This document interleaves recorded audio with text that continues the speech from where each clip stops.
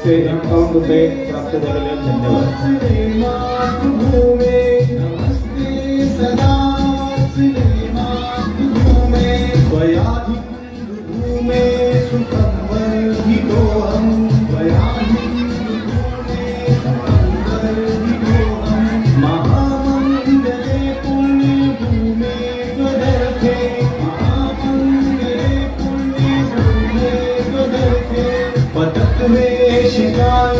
नमस्ते.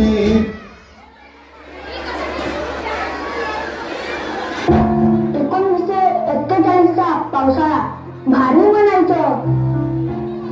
संपूर्ण भंडारा जिल्हा चिंब झालाय. शेतकरी पावसाने भिजवले. साहेब भास्करराव निनाळे यांचे नक्की हेच घर आहे. भास्करराव बापू तुम्ही आलात आणि भिजत लागलेल्या तोंडाची शाखा सुरळीत सुरू आहे. गोष्ट कानावर आली. हिंदुत्व हेच आपले भारतीयत्व. गोलवडकर गुरुजी आणि डॉक्टर हेडगेवार यांचे विचार जसे तुमच्यावर तसेच माझ्यावर प्रभाव टाकणारे ठरले. होय बापू, राष्ट्रीय स्वयंसेवक संघाच्या माध्यमातून देशबांधवांची सेवा करावी. आपल्या दोघांचे विचार सारखेच ना. सरसंघचालक बाळासाहेब देवरा यांची तुम्ही वर्गबंधू म्हणजे राष्ट्रीय स्वयंसेवक संघावर तुमचा जीव आहे. बापू तुम्ही तळमळीचे माणसं. एकदा का निर्धार झाला की ते पूर्ण करायचेच. माझ्याकडे काय काम काढलं ते तरी सांगा. माझ्या वडिलांची इच्छा आहे की मी वकील व्हावं. मला वकील व्हावेसे वाटत नाही भास्करराव. का वकील होणे वाईट आहे का? मी तर वकिलीच करतो. वाटते एक शाळा काढावी आणि विद्यालयाचं कार्य करावं.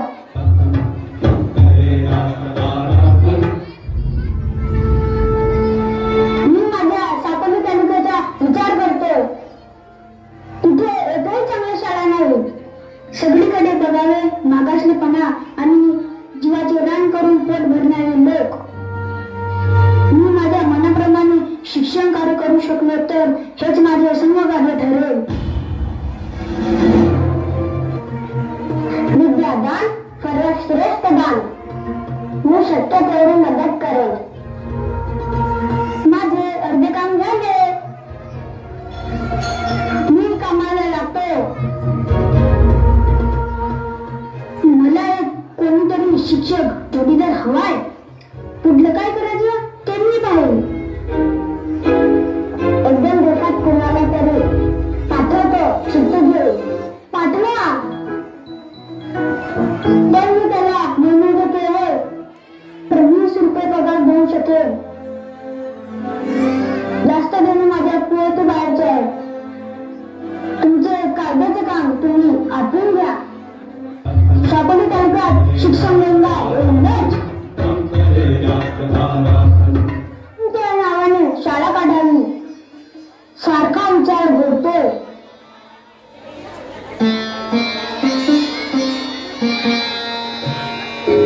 वासनेला दृढ चालवावे. देव संतासी सदा नमावे. सत्कर्मयोगे वय घालवावे. सर्वामुखी मंगल बोलवावे. उपासनेला दृढ चालवावे.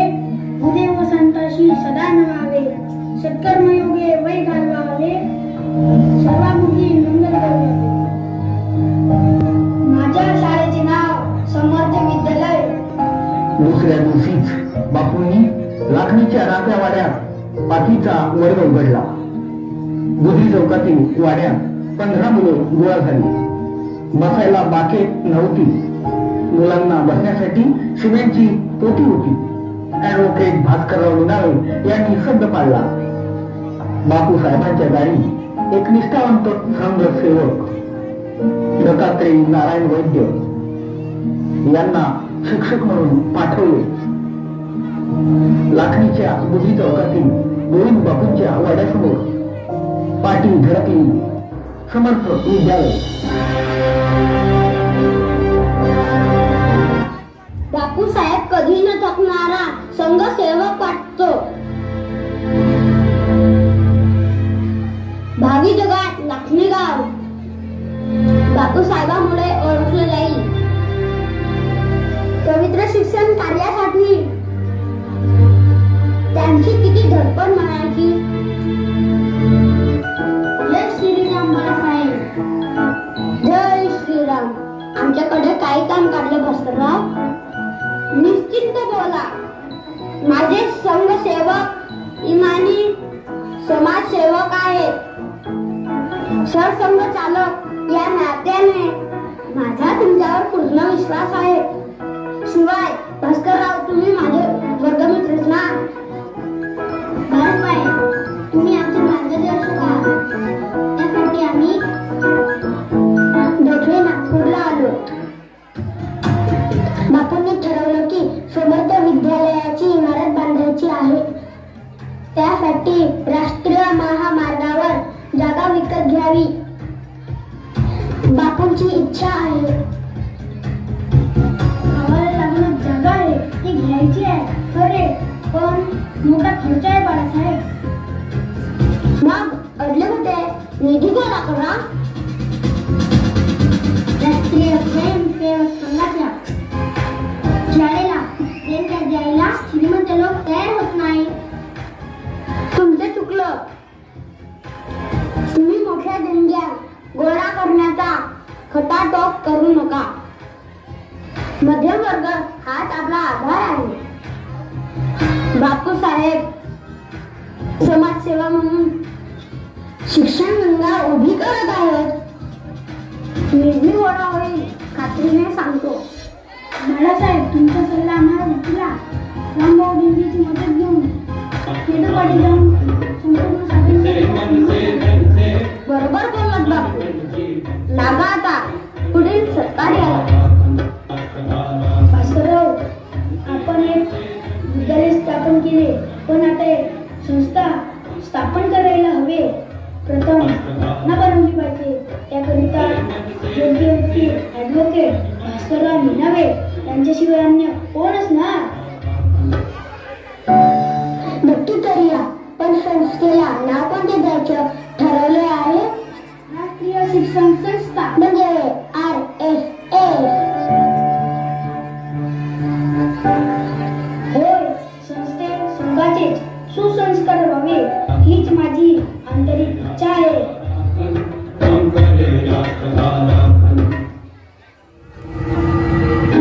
दिवसामागून दिवस गेले. बापू साहेबांनी मोठ्या कष्टाने राष्ट्रीय शिक्षण संस्था नावाच्या आरोग्याला मोठे केले.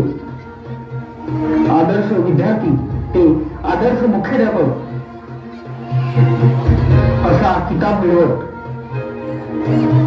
त्या काळी आकाशवाणीवरील ठरले.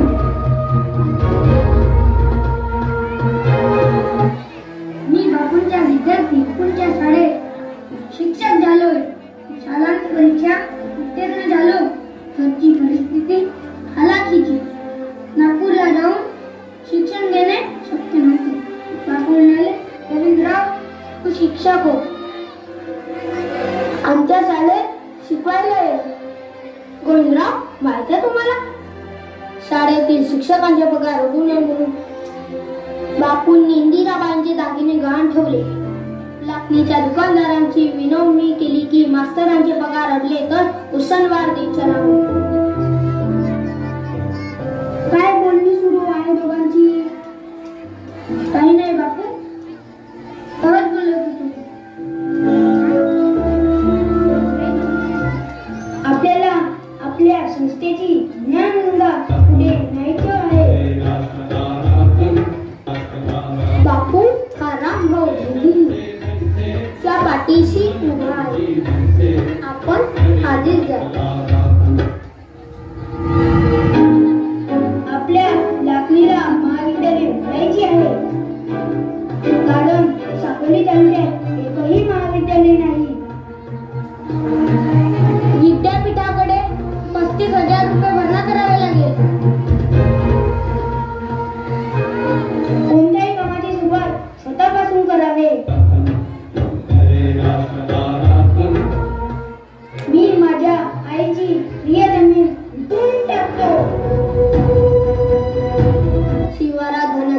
पडू नये. शिवाय जमीन विकून 10-12 हजार जमतील. माझ्याकडे राष्ट्रीय सुरक्षा पत्रे आहेत.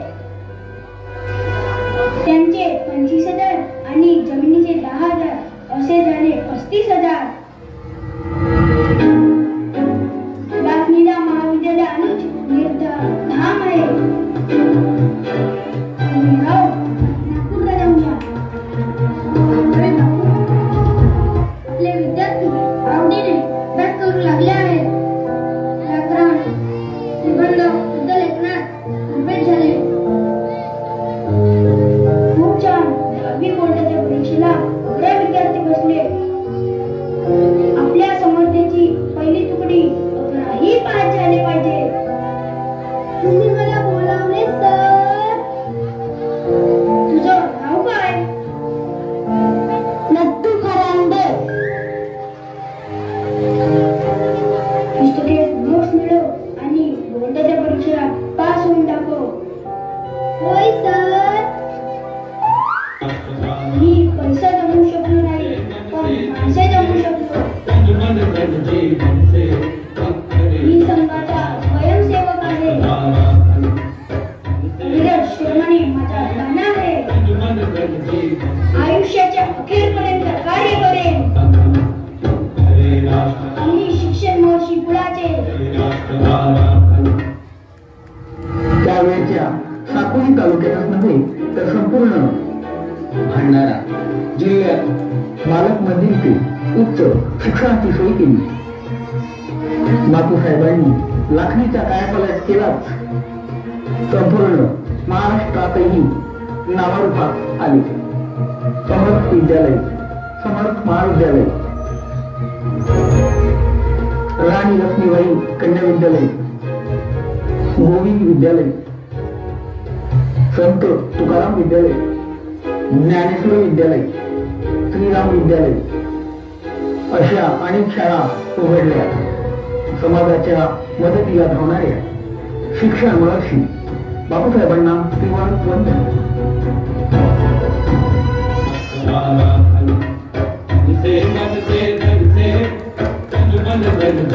से